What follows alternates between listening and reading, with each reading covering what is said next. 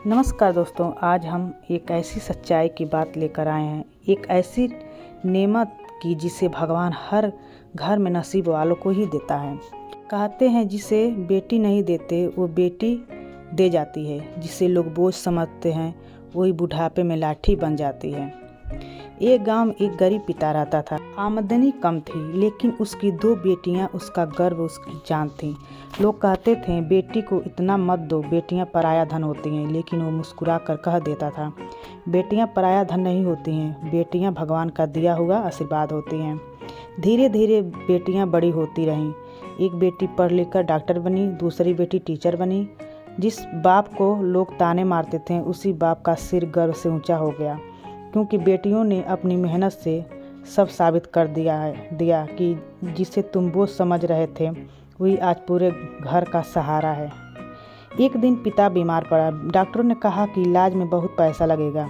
लोग बोले अब बेटियां क्या करेगी, लेकिन यही तो बेटी की पहचान है। बेटी रोती नहीं, बेटी टूटती नहीं, बेटी लड़ती नहीं अपने परिवार के लिए। दोनों बेटियां ने मिलकर पिता का इलाज कराया, घर की जिम्मेदारी उठाई और दुनिया को बता दिया कि बेटी कभी बोझ नहीं, भगवान की बरकत होती है। आज भी कुछ लोग कहते हैं बेटियों को इतना मत दो, बेटी तो पराया घर चली जाती हैं।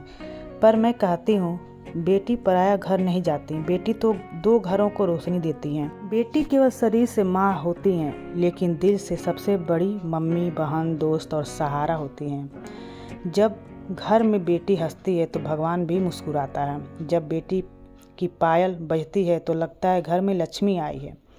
कभी बेटी से मत कहो कि कम मांगो, क्योंकि बेटी मांगती नहीं है, सब कुछ देकर चली जाती है। अगर आपके घर में बेटी है तो समझ लीजिए भगवान ने आपको खुद चुना है। बेटी को बहुत दो, प्यार दो, सम्मान दो, क्योंकि बेटी ही घर की खुशियों का कारण होती है। बेटी ही वो धूप है जो परिवार की ठंडक मिटा देती है। बेटी ही वो चांदनी है जो हर रात को रोशन कर देती है। जब बेटी हंसती है तो घर में रौनक भर जाती है। जब बेटी कदम रखती है तो लगता है लक्ष्मी स्वयं आई है।